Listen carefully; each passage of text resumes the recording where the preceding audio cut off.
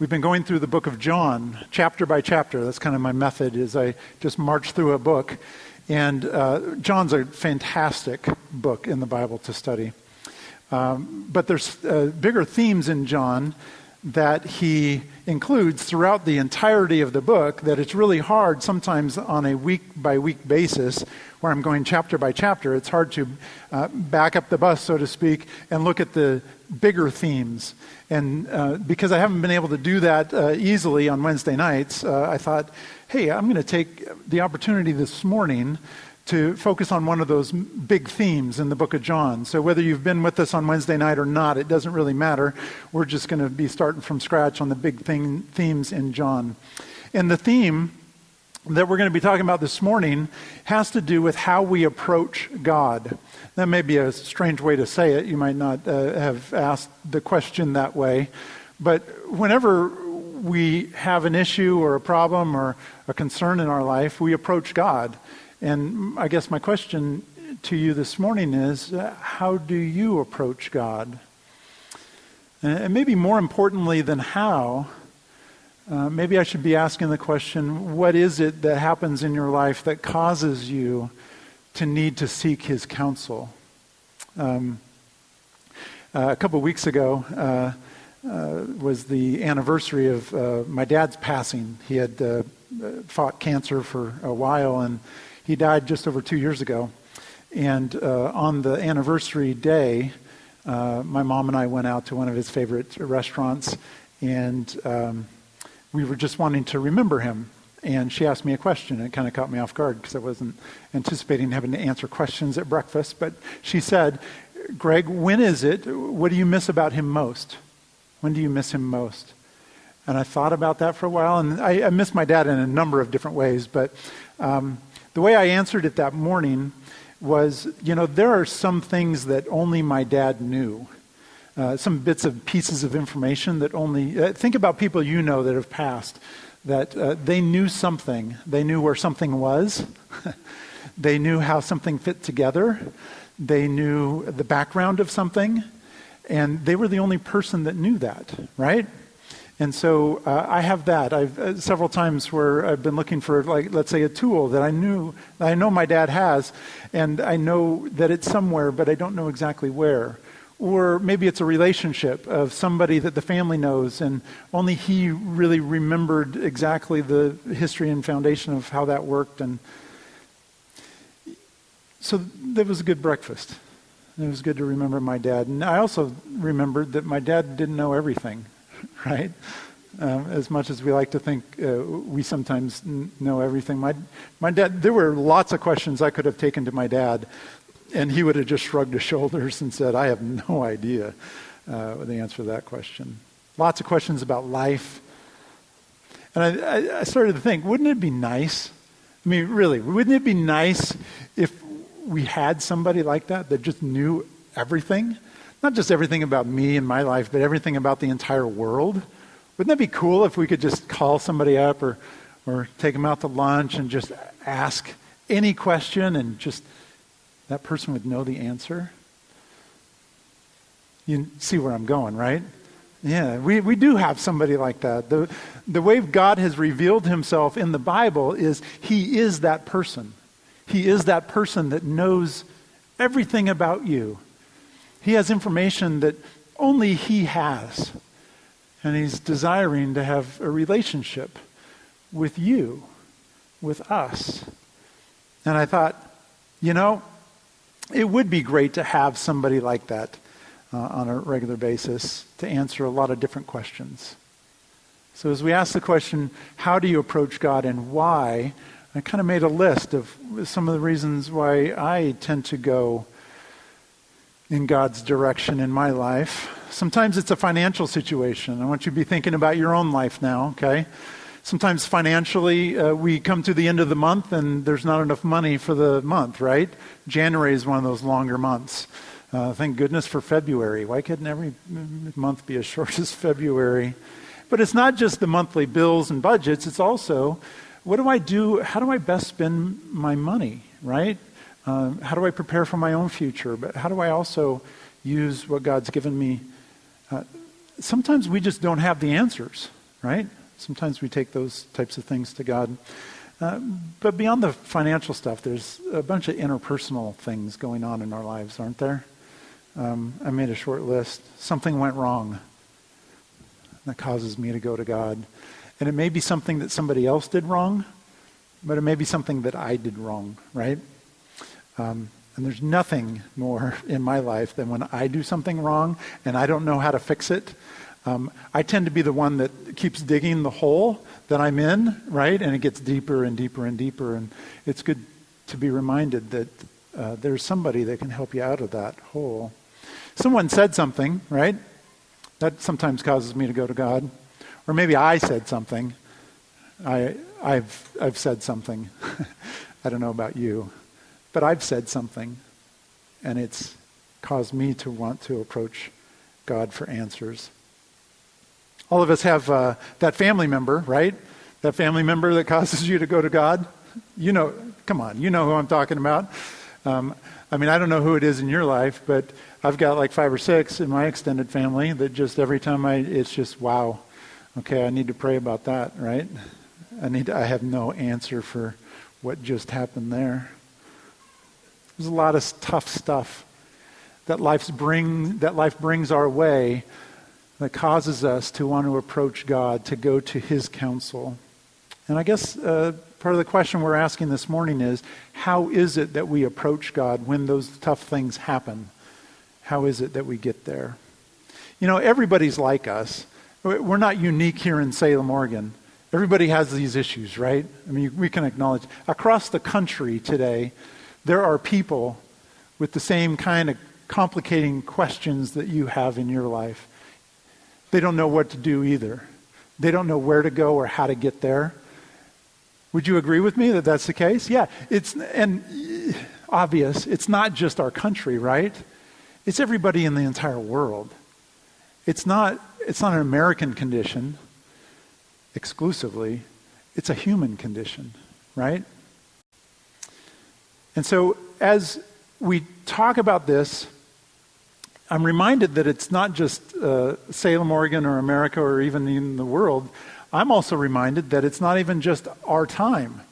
It's been this way since people have been struggling, since the fall back in Genesis. And as we dive into the book of John this morning, and we talk about how it is that we approach God, I'm reminded that the people in Jerusalem of Jesus' day had the same nagging problems that we have. It may have been slightly showing differently, but it's a human condition. And if we had been able to go back, if we were able to go back to Jerusalem today, or just anywhere in Israel, and catch somebody on the street in one of the cities and say, hey, can you tell me how it is that we should be approaching God? How would somebody in Israel in Jesus' day answer that question? Do you know? Well, they would likely point us to one city, the capital city, Jerusalem. And why would they point us there? Because there was a building there, right? And what was that building? It was the temple. And they would say, oh, we know how to approach God here in Israel. He's given us a blueprint to follow. So why don't you just go down to Jerusalem, find the temple, and the people there will help you. Okay? That's the picture. So that's the plan for the rest of the morning. First, what I'd like to do is I'd like to take you in kind of your mind's eye back to Israel, and we'll walk through that blueprint that God has given in the Old Testament. And then we're going to jump into the book of John after that. And my premise is this. My premise is what we see. I'm going to lay it out right in front of us here. The premise is what we see in that blueprint in the Old Testament, the ministry of the temple as people approached God in the temple in Jerusalem. My premise is that Jesus is the fulfillment of that ministry. He is a replacement. Was just a copy and a shadow of something in the spiritual realm. This is what Hebrews tells us. And so that's where we're going. It's actually kind of a cool ending today. So hang with me. So in our mind's eye, let's go off to Jerusalem. And at this time, I'd like you to open your Bibles, if you have them, whether that's a print form or an electronic form. We're going to be in and around the book of John. We're going to be starting in John chapter 1 eventually down the road. And then we're just going to be thumbing our way through. So we'd love for you to be ready for that. We're not going to have anything up on the screen as far as that goes. But I would like to bring up the first slide now. That is a picture of the tabernacle.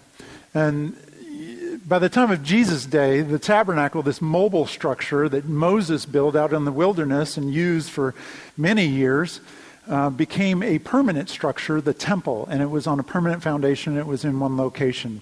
But the furniture within both the tabernacle and the temple of Jesus' day was exactly the same, and the ministry of those two buildings was exactly the same. So we're going to be talking about it in terms of tabernacle today, but really it's the same ministry that the temple had. And it's interesting. I also have some notes for you in the bulletin, and those of you that are going to be a little confused in just a minute, I start at the bottom and I work my way up, and there's a reason for that, and we'll talk about that at the end.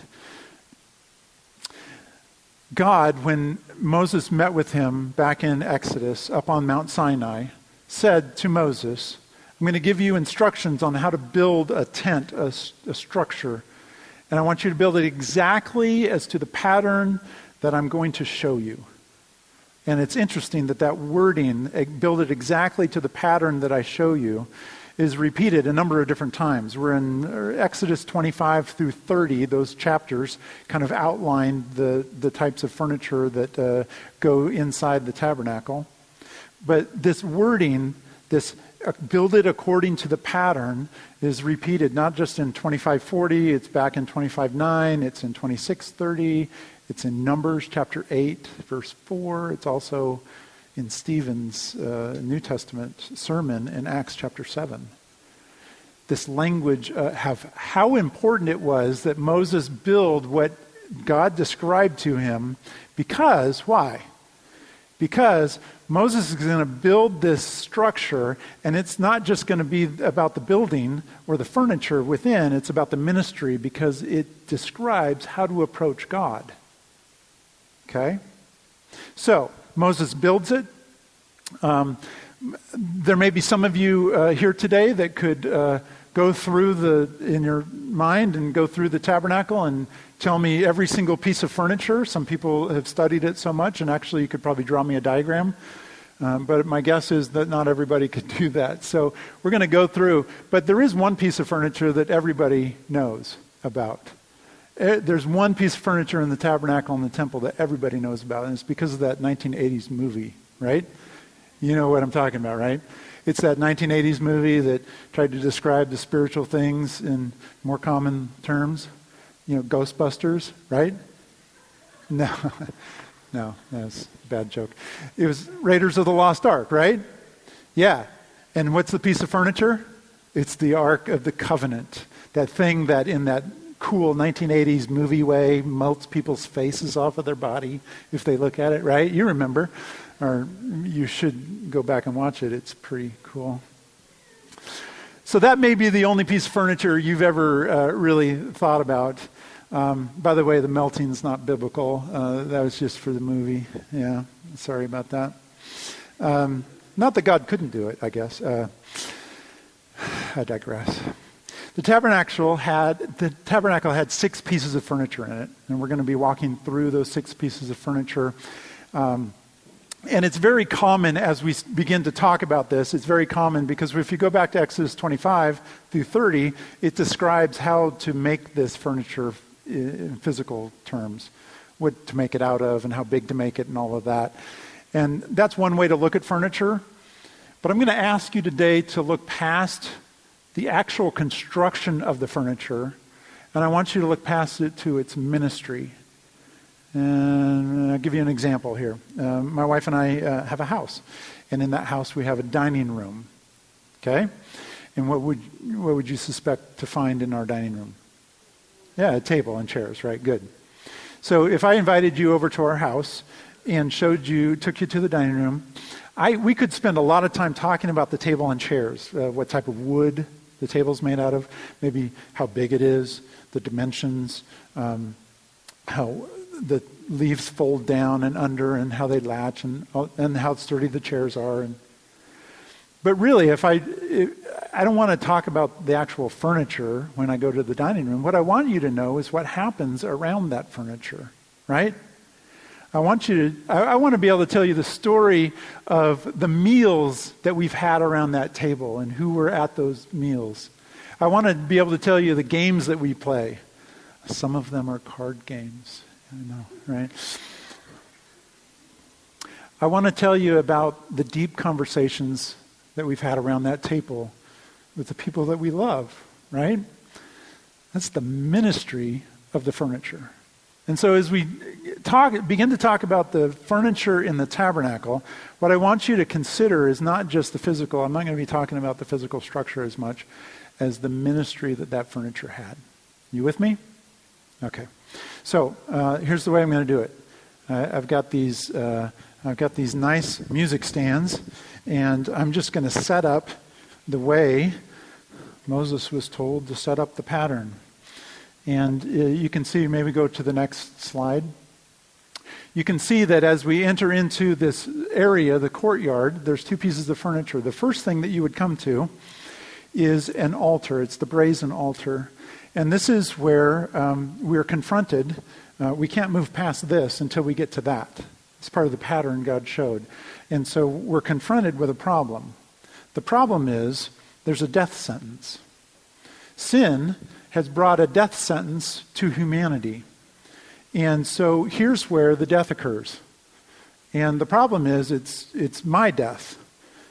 Except the pattern that God showed Moses was, hey, you can bring something else to this altar. And that something else I will accept in your place. Does that make sense? And one of the things he said, it's not about the value I bring to whatever it is. It's just find a lamb, let's say. Bring a lamb. And the priests that are there at that altar will kill the lamb. And that death, I will accept that death. And I will allow you to move closer and approach me. Does that make sense? So, this is a brazen altar. It is a reminder of God's provision for a substitutionary death that can occur in my place. That's what this is. And then we come to another piece of furniture, the next one in line, and it's a big bird bath. Actually, it's not a big bird bath. It's a large thing that looks like a bird bath. It's a laver. Okay, it's a brazen laver. It's full of water, not just any water, it's full of living water, which in biblical times, living water is water that naturally flows, and it cleanses itself that way. It doesn't become putrid, in other words. So they have to find living water, and they bring it here, and this is where the priests, I would stop here, but the priests would go on my behalf from here forward. They would take the sacrifice into the tabernacle, the structure, but they would stop here. And God said to stop, priests, because you've just gotten messy with the sacrifice. And here's the place to cleanse yourself. So this is where the priests wash their hands and wash their feet and clean up in preparation for entering into the tabernacle. Got it? Okay, next. So as we enter into the tabernacle, it's interesting because the space gets a name. And as we go into the first space, there's two rooms within this tabernacle. The first space has three pieces of furniture. It's called the holy place. Why is it called the holy place? Because we're approaching God, and God is holy. Okay? So it's not that there's something special about the physical ground that it's on. It's what we're approaching. It's a holy God. And as we go into the holy place, there's three pieces of furniture. The first is to our right. It's called the table of showbread. And on the table of showbread, there are 12 loaves of bread. And in Old Testament times, this is a reminder to the nation of Israel of God's provision for them while they wandered around in the wilderness, right? 12 loaves, 12 tribes of Jacob, or of Israel. And it's a reminder of that manna that came down out of heaven. Do you remember? where God fed them and provided for their nourishment throughout the 40 years. This is a reminder that God has a provision of nourishment for us. Table of showbread. Just opposite that, in the same holy place, is the golden lampstand. This is like a candelabra. It has 7 branches. And interestingly, once we enter into the tabernacle, there's no windows, so there's no natural light coming in. And literally, the light from the golden lampstand is the only light within there. It's a picture of what? It's a picture of the light that God brings to a dark world, right? And he does that physically in the picture of the golden lampstand, but he's talking about the ministry of the spiritual light that he can bring when we are lost, right? All right. One more piece of furniture in the holy place, and it's right before the veil that leads to the next, the Holy of Holies, where the ark is. And this is the altar of incense. And it's a structure that where burning incense is kept continually burning. It's where the priests would come, and normally, except for one day a year, they would stop here. They would make sure that the incense keeps burning, and they would say prayers on behalf of individual people. They would say prayers on behalf of the nation, and they're speaking to God. They're sending their prayers up to God, and the smoke coming off the incense fills, you can imagine, fills the whole room, the holy place that they're in, but it also makes its way into the Holy of Holies, and it's a picture of our prayers that we bring before God, that they are going into his presence. Does that make sense? That's a great picture. And then we've got the last piece of furniture. I'm going to let that go. As we go into the Holy of Holies. And there's an Ark of a Covenant. It's a box. It has 2 angels facing each other, looking down at what's called the mercy seat. And it's here where one day a year the high priest comes in and sprinkles blood for a sacrifice that was killed out there, but it's on behalf of the nation. And this is a reminder of God's provision of forgiveness and his desire to be in fellowship with us. This is the ministry of the Ark of the Covenant, the mercy seat. It's a picture of God's mercy and forgiveness. This is the pattern that God showed Moses. And he said, this pattern is incredibly important for understanding how you, as a human with a problem, a humanity with a problem, how you approach me. These are the steps. These are the pictures. Is that clear? Okay, good. That's the answer we would have gotten from somebody in Israel. And so now, what I want to do in our short time remaining is I want to take us to the book of John. And this is where I want you to have your Bibles out. We're going to be flipping kind of fast through, and if you're a good note taker and that's the way you connect, I want you to be writing some of these down because this is really good to go back and consider later. And you can see on our notes that we're starting at the bottom again.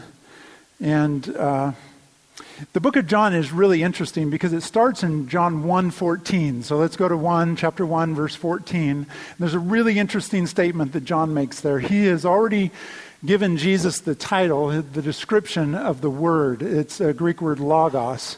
And he says in 1:14, the word, the logos, Jesus, became flesh and dwelt among us. And the picture is this. That dwelt among us, it's not just dwelling, it's the literal word tabernacled among us. Jesus, let me put it in these terms. Moses, make sure you make this pattern and follow it because this is a representative of something in heaven. This represents a ministry on earth that is happening in heaven. And John, in the beginning of his book, says that ministry became flesh. And he tabernacled among us. He did that among us. Wow. Now, you might be saying, well, okay, that's interesting, but where's this go, Pastor Greg? Well, in 129, just in the same chapter, we've got John the Baptist. And John the Baptist is out in the wilderness, and he's got a ministry, and he's got people following. But one day, Jesus walks by, and John the Baptist looks at his disciples, and he says, "Disciples, behold." And what does he say? Do you remember? The Lamb of God. And that's John the Baptist saying, what? Because where would they have gone first? What do you take to the altar to solve the death sentence problem? What substitution do you bring? John the Baptist is saying, this is the fulfillment of what you bring to the altar. That's him. It's Jesus. You'll be able to take him to the altar. And God will say, I will accept his death in place of yours and allow you to continue in your approach to God. Oh, it's a good picture. Well, he says it again in verse 36, behold the Lamb of God, just so you're familiar with it. And then I want you to jump to John chapter 3, because we're going to start talking about, and it's going to go fast, we're going to start talking about the furniture. And in John chapter 3, there's a discussion that Jesus has with Nicodemus. He's a Pharisee, he comes at nighttime. And there's some back and forth that they have. And Jesus answers a riddle out of one of the Psalms. And then there's this statement. Just as Moses lifted up the serpent, I'm in verse 14 of chapter 3. Just as Moses lifted up the serpent in the wilderness, even so must the Son of Man be lifted up. And it's referring back to a story in Numbers where people were being bit by snakes and God created a provision to save them. But it's interesting, this language, lifted up, it's the exact same language that is used to describe what the priests do at this altar with the sacrifice. It's often translated as the wave offering. Or in some versions, it's the heave offering because it's being heaved up. And Jesus is saying, and John, through Jesus' ministry, is saying, just as the snake in the wilderness was lifted up, so must the Son of Man, Jesus, be lifted up, the Lamb of God, as an offering at the altar. And you might be saying, okay, that's kind of cool, but I'm not really convinced. Okay, well, let's keep walking. Because if this is really a thing, and if I'm not making this up, what would you expect next? We've got the tabernacle, Jesus. We've got the lamb, Jesus. We've got the lamb lifted up at the altar as our substitution. What's next? The laver, right? You would expect something in John's gospel progressively to work toward water. Not just any type of water, though. What type of water? Living water, right? Okay, so where do we go next? John chapter 4. That's the next thing. What do we find in John chapter 4? Jesus has the discussion with a woman. And where are they? They're at a well. Do you remember in Samaria, the woman at the well? And there's a whole discussion about, you drink this water out of this well, and you're going to get thirsty again. But Jesus says, I have water that you'll drink, and you'll never be thirsty again. In fact, it'll become a spring of what type? Living water, bubbling up from within, which is a picture of what? If you've got living water bubbling up, what's being done? You're being cleansed. But it's not an exterior cleansing. That's the shadow. It's an interior cleansing. That's the true ministry. Later, just 3 chapters later in John chapter 7, the same language is used and the author ties it. Jesus ties it. The Holy Spirit that Jesus gives. So once we have brought Jesus to the altar in faith as our substitutionary atonement sacrifice, God says, come. And let's start the cleansing process as you begin to approach me. Make sense? This is the pattern. Well, that's kind of cool, but if this was really a thing, we wouldn't just have the tabernacle and the lamb and the lifted up and okay, maybe that just happened.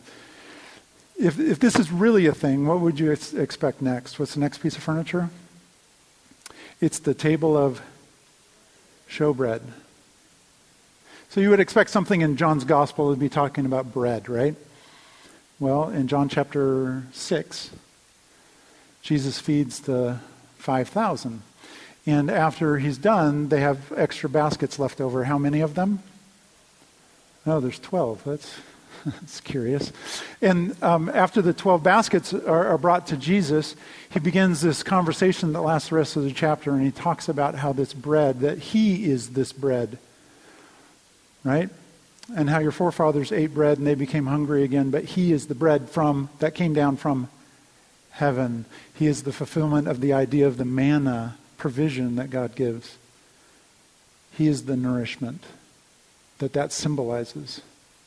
Well, that's cool, but I mean, if this was really a thing, we would expect something about a source of light next, right?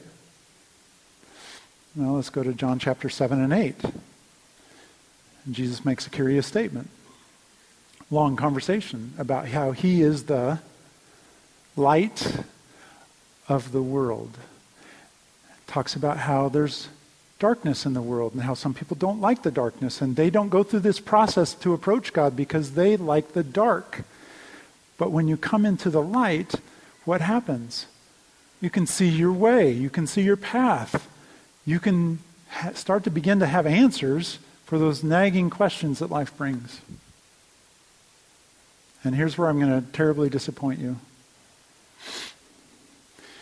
Because we're not here yet in our study on Wednesday nights, so I'm not going to answer these last two.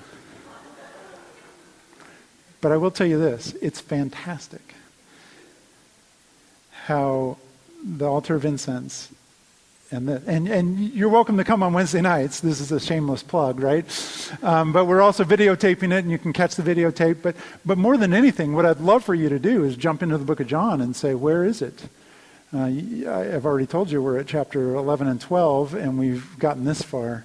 So somewhere in the back half of that book is the fulfillment of those two pieces of furniture, the ministry that those two pieces of furniture bring. In John 1:51, this is how we'll close today. So we're at the end of the first chapter in the book of John. And Jesus makes this weird statement. He says, "Truly, truly, I say to you, you will see the heavens open and the angels of God ascending and descending on the Son of Man." And this is an interesting statement because he's referring back to Genesis chapter 28, where Jacob had a dream. And the dream was that there was a ladder between earth and heaven where God resides, sacred ground, sacred space. And he saw angels ascending. And what Jesus does is he takes that vision and he says, I am the ladder. And that's why we did our notes the way we did them. Because Jesus is the ladder that connects the world to the sacred space of God. This is the pattern that God has given us on how to approach him. So, this morning, it's not so much where you go to get the answers to life's difficult questions, but how do you go? I want you to consider the process, the pattern, because what was said as a pattern in the Old Testament, Jesus has fulfilled in the New Testament. And it is that way that we are allowed to approach God even today. So I encourage you to take your questions and your problems to him. He's the one that knows all of the answers. It's good news. And maybe you're here and you said, you know what, I've not tried to approach God in a long time. There's a process that he has put in place, and he is inviting you to approach him. And he understands the problems. And he's made a way. And it's through Jesus. So if you're spiritually hungry and nothing else you've tried has satisfied those pangs, Jesus is what you need. If your marriage isn't what you thought it was going to be, if you've got too much month at the end of your money, if you're at the last rope with that family member, if you just don't know what's next in life, it's Jesus that gives the light in a dark world, shows the path. And maybe more importantly, and I really want you to understand this, it's not just you. Because if you find your way and are able to approach God through the pattern that he has set up, John 10, it talks about a sheepfold, and Jesus is the door, and we're invited to come in and go out. And when we go out, it's not just for our own pleasure, it's to go out and grab people that have the same problems and issues that we do, and desperately need to go to sacred ground to find out how it is that we're supposed to be walking through life. So, I'm going to encourage you to stand this morning for our benediction, and I wrote this last night, so I'm going to read it to you, and it's my sending. It's my sending to take the information that we've just presented, and what is it that we do this week? And I want you to be reminded this next week, the Lord is approachable. He has invited us to approach him. And he has invited us into his sacred space. What an honor that is. And no matter where you are in life, no matter what pressing question you're currently contemplating, I want you to go from here with the knowledge that there is a God who is capable and willing not just to forgive you and cleanse you, but he wants to feed you. And he wants to show you the way. He wants to have a relationship with you. He's inviting us into his sacred space. This next week, he's inviting us to do that. And as you go and find your way into sacred space, grab someone else with you. That is our mission as a church, to take people into the sacred space where God can minister. May you go in peace this morning. Thank you.